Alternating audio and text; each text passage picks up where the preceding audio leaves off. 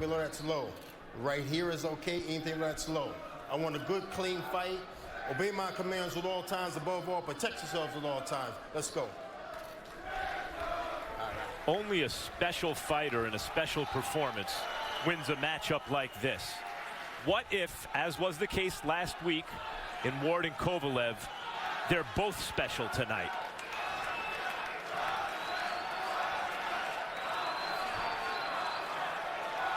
Referee Tony Weeks,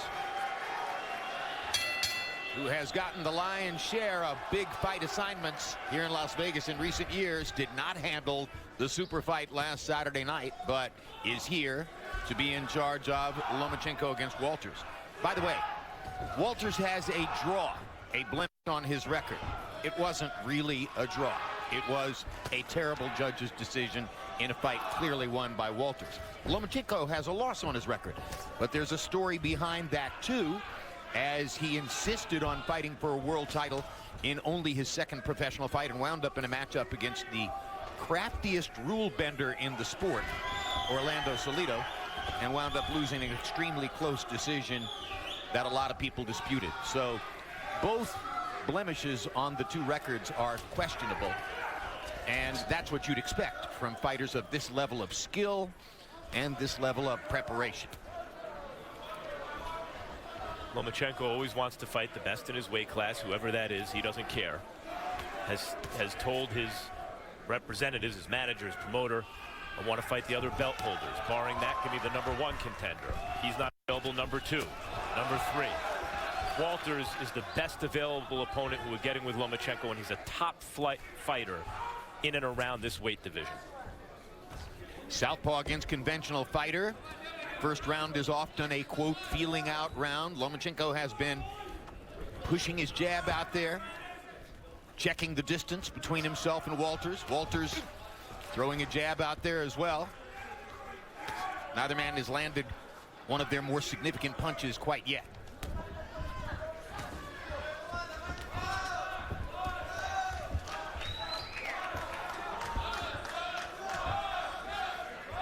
Nicholas Uolters is taking his time with his jab, trying to find an opening for that big right hand. Lomachenko being very smart, taking his time, trying to figure out the length, the distance. One thing I have to say about the weight, though, is that Nicholas Uolters, for any fighter that's been off for 300+ days, does not show any ring rust at all. 343 days since his last fight, and a lot of that delay was brought about by his determination to get the best deal he could possibly get for this fight against Lomachenko. He knew he was going to fight him. He wanted to get paid. Nicholas Uolters is a linear fighter, very forward, backwards. And Lomachenko is a fighter that fights in semicircles, at angles, and is the faster fighter, and is a southpaw and is better defensively. Uolters, the bigger puncher, needs to lay traps to catch Lomachenko on the way in, I think, in order to land a big punch. And Lomachenko just landed a pretty good left hand on Uolters. If he does that again, it's going to get bad for him. That was a good right hook by Lomachenko. Lomachenko has begun to pound the range. Uolters hasn't done so, so in the last minute of round one, it was Lomachenko who began to establish his offense against Nicholas Uolters.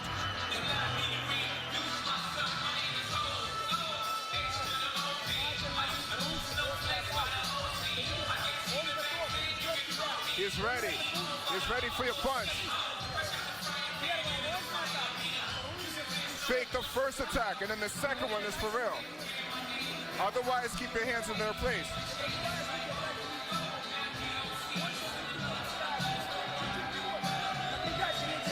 Keep going forward. Feel them out with the hand and then go forward.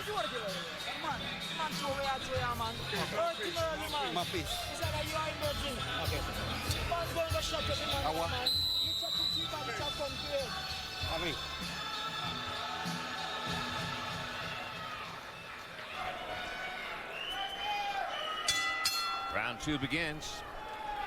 Vasily Lomachenko of Ukraine against Nicholas Uolters of Jamaica. Best fight of the year in the 130-pound weight class.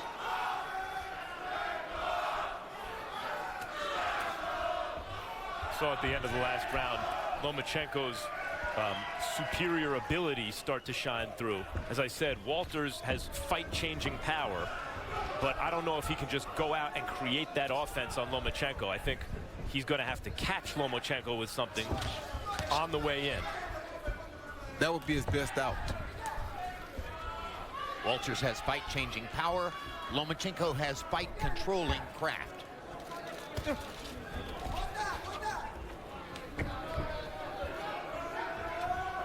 And now Lomachenko has begun to pepper Uolters with tight, short punches. Jab, quick left hands. Getting just close enough to land. Still making himself scarce when Uolters tries to throw back. As good as Uolters is, and he's not a guy that fighters around this weight division are rushing into the ring with. Lomachenko's a big favorite. Yeah, he's 5 and 6 to 1 in this fight, and that speaks to, you know, boxing insiders' knowledge of his ability. Yeah, he's staying very close to the X-Man to try to neutralize that straight right hand. Doing a very good job of staying close. Sooner or later, though, that was a good right hand. Oh, yes, it was. Sooner or later, if he lets Lomachenko continue to weave out to his left, he's going to bring a right hook from over there that's not going to be pretty. Who's he, Roy? Nicholas Walters. Talking about Uolters.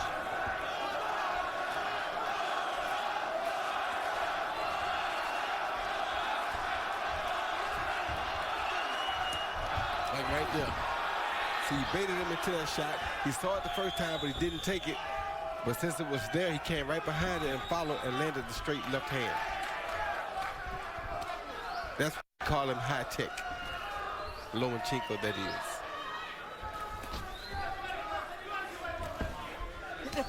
Good jab by Nicholas Uolters. Another good jab. Gets in another good jab, so Uolters has begun to find the range now. Just with the jab. Lomachenko Hasn't landed a big right hand yet. Yeah, Lomachenko doesn't mind the jab. He just doesn't want him to find the range with the straight right. Or the right uppercut. Good left hand again by Lomachenko. Another good left hand by Lomachenko. He's just out-quicking Uolters at this point. He's able to make quicker movements. He's more decisive about where he wants to go and when he wants to go there. He's getting the spots before Uolters can deal with him. Getting outside of that right hand by stepping to his left. Stepping to his right, which is away from Uolters' right. December 10, Terrence Crawford, the pride of Omaha and universally recognized as the best 140-pound fighter in the world, takes on big punching John Molina in front of his hometown fans. 1 week later, triple header action from the Los Angeles Forum featuring the final ring appearance of 51-year-old legend Bernard Hopkins. At least he says so. Hopkins will be taking on Joe Smith, who in his last fight knocked out the highly regarded Andre Fonfara in the first round. So we know that Smith has punching power. And we know that Hopkins is a great bomb diffuser.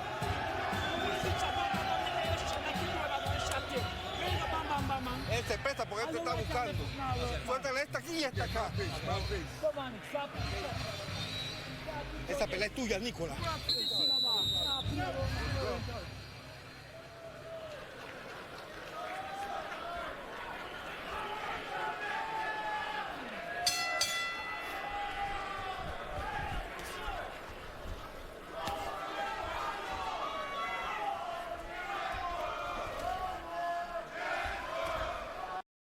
Lomachenko, as you watch him work, generally fighters as physically gifted as he is don't attain his kind of technical craft, as you would say, Jim. And in addition to that, he can crack, and he's a southpaw, and he's really good defensively. He is the total package. And Nicholas Uolters would be smart to try to land that straight right hand to the body zone. Good quick left hand inside by Lomachenko. Don't do that. Don't do that. And they don't acquire the Lomachenko level craft usually because they don't have to. But Lomachenko has the skills of a guy who's not as talented as he is, but he is supremely talented. And when Lomachenko's going low to his outside, which is his right, and Nicholas Uolters is staying straight up there in front of him, sooner or later that's going to be real dangerous for him. For Uolters? Yes, because Lomachenko sees the right hook and he sees the left hand. I don't think Nicholas Uolters realizes that he's in harm's way. Like right there, move he's making, he's constantly making him get used to seeing it, but not throwing it off of it. Eventually, he's going to do it one time, and it'll be a smashing hook that'll come from it. Uolters is landed some uppercuts. That one was low in this fight when Lomachenko's jumping in a little. Walter's getting a little impatient, it seems, too. And not focusing much on Lomachenko's body. There's it again. That was a good shot. Just as you said it, Jim, you must have woke the idea up from him. I would think that to have any chance against Vasily Lomachenko, you might want to focus on the body for the first stages of the fight. Set up something for later on. I agree with you 100%. So in this round, Walter finally throws body shots. Still missing with the right hand upstairs. Lomachenko, we see that great footwork. Constantly able to move side to side and step around Nicholas Uolters. He's a step-around fighter of the highest order.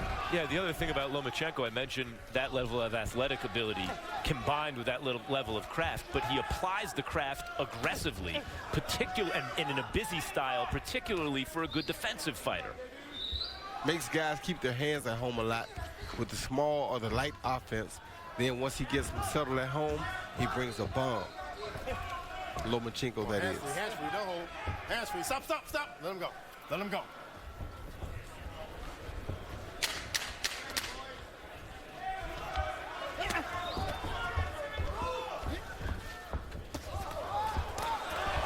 Four-punch combination for Lomachenko after Uolters had the now familiar experience of missing the right hand.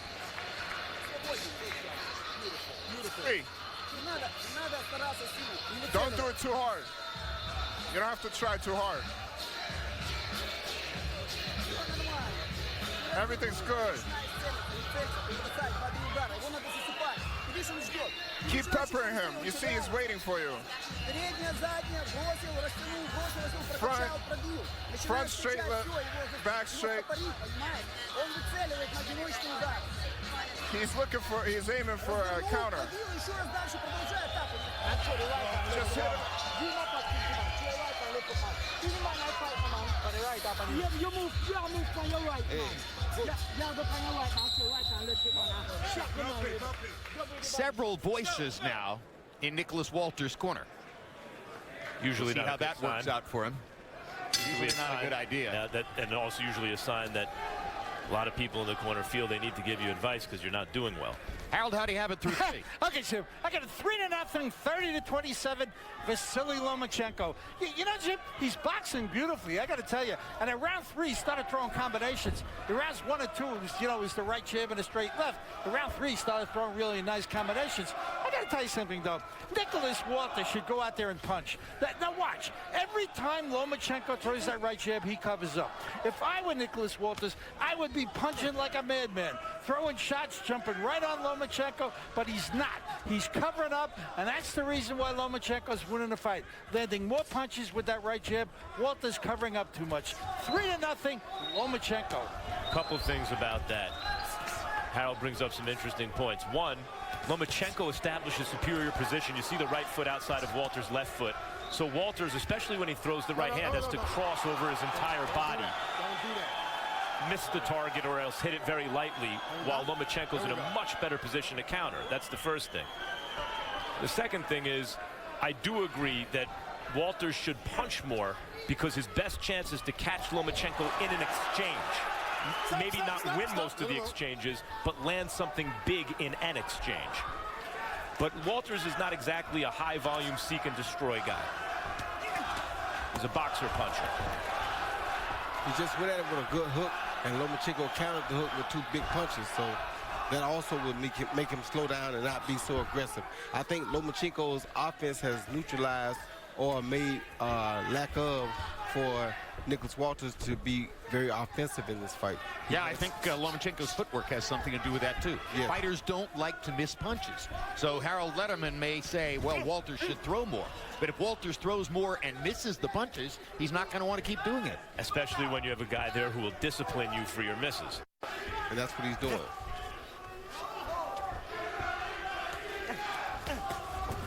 Good body shot by Lomachenko. It's just the quickness and decisiveness of Lomachenko. The way he seems to know exactly what he wants to do from moment to moment. He's got the other fighter on the defensive. even when he's not trying to land big. And the variation of speed and power on his punches. Tap, tap, lulls the opponent to sleep, and then something hard can put him to sleep. Good hook by the X-Man. Stop. Come on, both of you. Keep it clean. Here we go.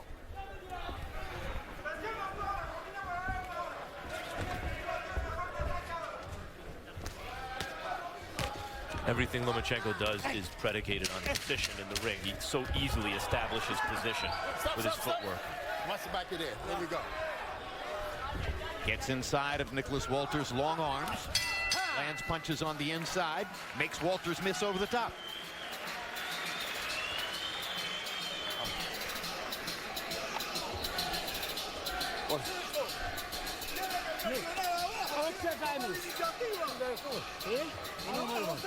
¿Cómo te sientes? ¿Has recibido un golpe fuerte? ¿Ah? Entonces vamos a presionar ahora, vamos a pegar ahora. Tenemos que cama combinando mano abajo y arriba, ¿ok? Hay que tirar más golpe ahora. Hay que tirar más golpe ahora, abajo y arriba, ¿ok? Hit him in the stomach, then hit him in the head. First the stomach, then the head. Understand? Еще раз. Body head. Передняя работает. Голова, живот, голова. Развернул, пробил. The front is working. Hit him in the stomach, then the head. Body head. CompuBox numbers through the first 5 rounds find Lomachenko landing 55 out of 234, Walters 26 out of 153. So Lomachenko, with a 35-15 edge and landed punches in the last couple of rounds, is piling up CompuBox numbers early against Nicholas Walters. At the beginning of the fight, between rounds, Walters was listening to his Panamanian trainer, Celso Chavez. For the last couple of rounds, increasingly he's been looking at his father, Job Walters, and listening to what he has to say. But if you're searching for the right voice in the corner, it means you haven't found things working the way you wanted them to inside the ring. You know, Lomachenko is doing to Walters what he did to Gary Russell Jr. Gary Russell Jr. is a special talent. And Lomachenko just took him to school, virtually shut him out. And Nicholas Walters is a top-flight fighter in the lower weight classes. The draw was bogus. He's undefeated, really. Knocked out Donaire. Had established himself as a fighter that fight fans want to see and think very highly of on the kind of outskirts, if not actually in the top 10 pound for pound. And Lomachenko, as he did to Gary Russell Jr., is just turning it into a boxing lesson. It's not quite to the point where you would say that Lomachenko is toying with him, but he's able to do what he wants to do. Well, he's almost toying with him. He moves around him like that to a point to where Nicholas Walters can do no good, no harm to him at all. So he's doing pretty much whatever he wants to do at will. And that is somewhat toying with the guy until you catch him with a clean shot. Nicholas Walters is trying to put the punches on Lomachenko, and Lomachenko is not showing him a still target or an open target. Therefore, he is less likely to throw punches because he doesn't see anything. And for a good defensive boxer, Lomachenko takes chances. You know, Walter's only shot, it looks like, is to catch him with something big, and it would seem as though Lomachenko's giving him some opportunity by the pace that he's working at, the way he's inside of Walter's punching range, but his defense is so sharp. He has such mastery over distance that I don't see a lot of opportunity for Walters. You heard the thudding body shot by Lomachenko there as he pounded the left into Walters' rib cage. Stop, I got you. Yeah.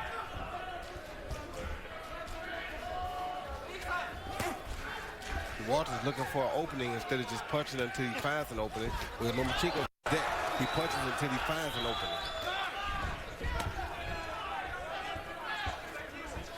Lomachenko dropping his hands.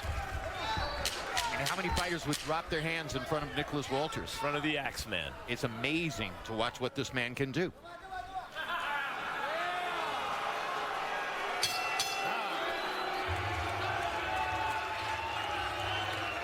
Immediately following tonight's live boxing, stick around for Real Sports. Among the stories, a look at why the youngest football players in this country are often the least protected from catastrophic injury and death.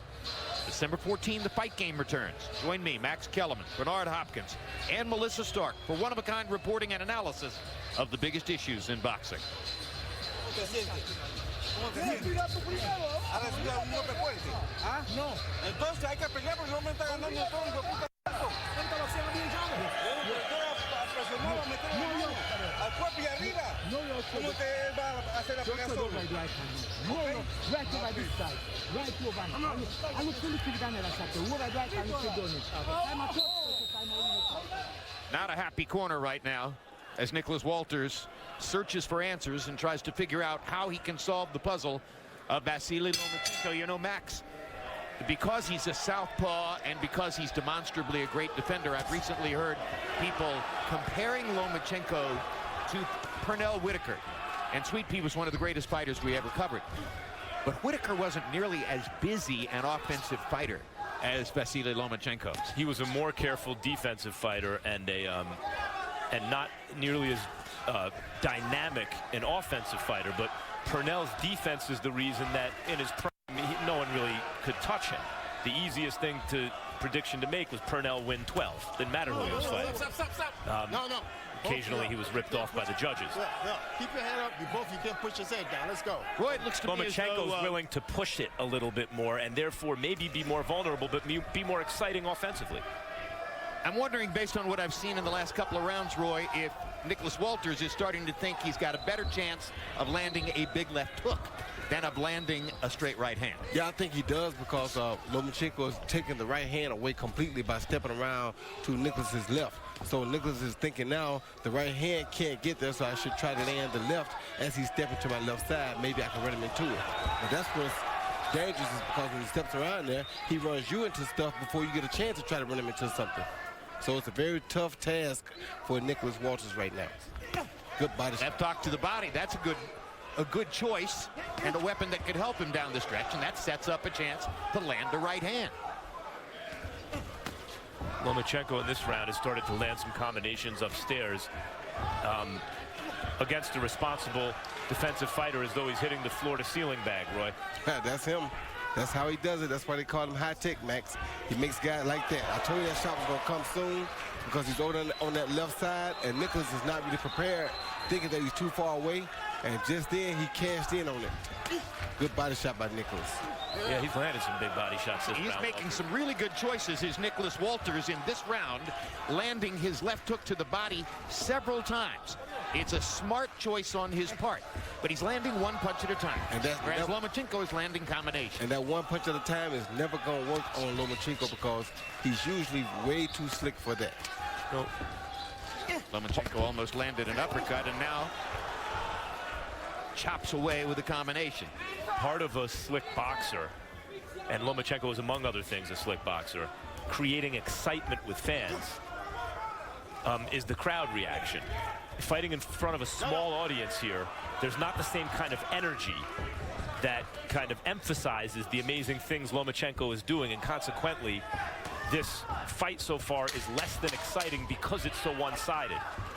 If this was a huge kind of pay-per-view extravaganza, what Lomachenko is doing would be highlighted by the fact that he's doing it against this quality fighter.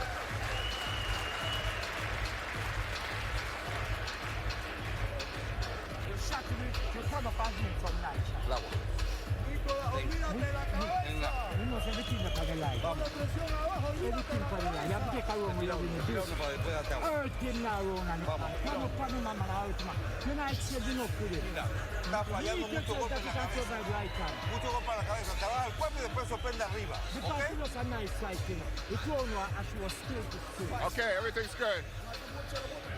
Keep working more. Hit him and move. Stick and move. Hit him. His attack's getting weaker. Keep going with the right. Relax. Well, the CombiBox graphic showed you that Vasily Lomachenko has landed more punches than Nicholas Uolters in each one of the first 6 rounds of the fight. So we're halfway through the scheduled 12 rounds. Harold, how do you have it through 6? I gotta agree with the CombiBox guys. 6-0.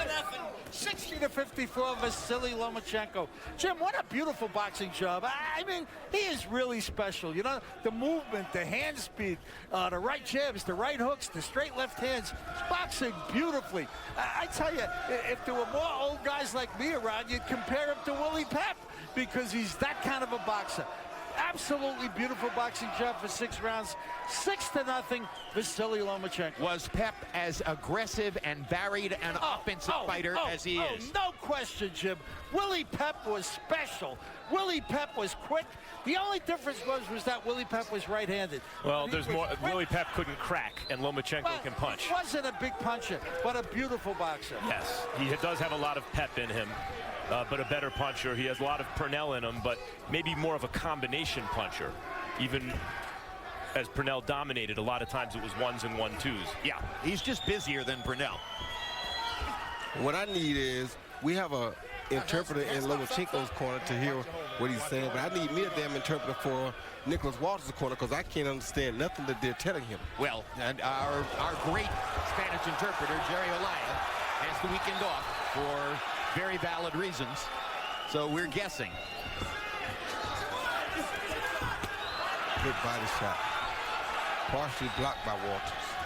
And I think you can tell by the number of people who are trying to talk at the same time in Walters' corner that there's a mixed message.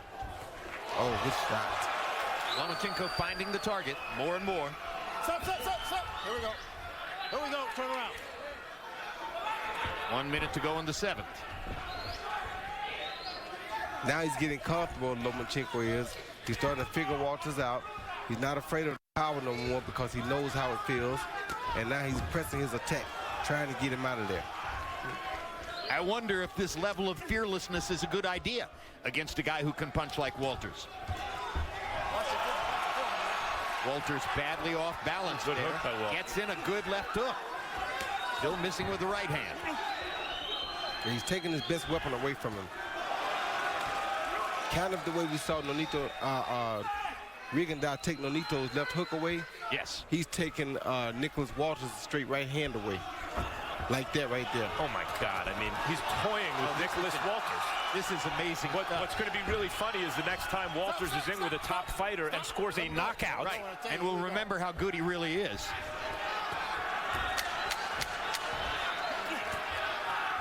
This is indeed becoming toyage. I told you that 3 rounds ago. Yeah, you did. You were right. Lomachenko waving at Walters with his glove as he walks back to his corner.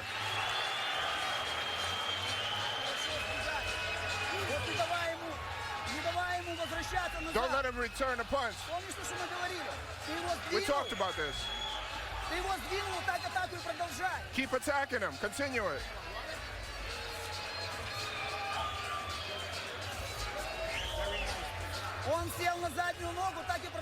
He's on his back foot. Keep going. They're stopping the fight. That's astonishing.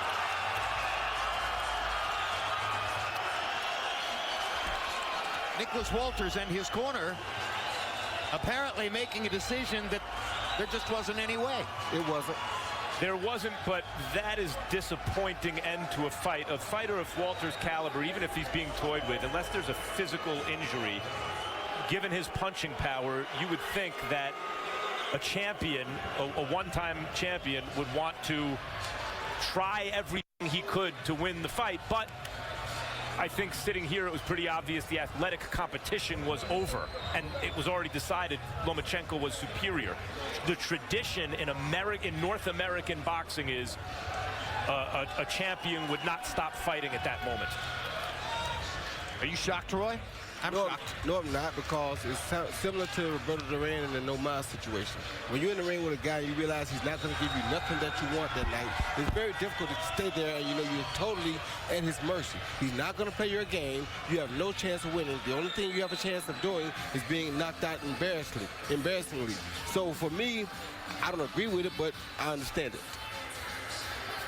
Well, apparently Walters wanted to bring it into the embarrassment. We now have a chance to listen to the conversation that took place between Walters and referee Tony Weeks. Let's hear it. No más, no más, no más. Ya. Finish. Yeah. Hold on. Do you want to? No, I don't want to continue. No. The fight don't want to continue. No. You don't want to continue. No. Okay. The trainer Celso Chavez even said no mas. Yeah, I told you. Just as you said, relative to Roberto Duran against Ray Leonard, the same phrase that we heard in New Orleans back in the 1980s, we hear it again here as Nicholas Walters, trainer, says to Tony Weeks, no mas. And no mas it is. Now let's go to Michael Buffer for the official particulars on the TKO. Ladies and gentlemen, the official time comes at the end of round 7 as the challenger informs referee Tony Weeks he is unable to continue. The winner by TKO victory and still WBO super featherweight champion of the world, Vasilie Lomachenko.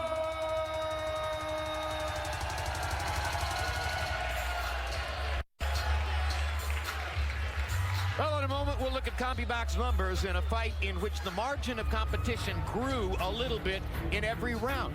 It looked close enough in the first round, although we could see that Walters was going to have trouble landing his right hand. But at the end of the day, Lomachenko lands 114 to 49, more than doubling Walters. Lands or throws 184 more punches than Walters, and lands at a higher connect percentage. The power punch numbers will be even more one-sided. Lomachenko more than doubling Walters in power punches, landing at a 39% percentage. Only 28% for Walters, who really couldn't find anything with his right hand, which is his big weapon.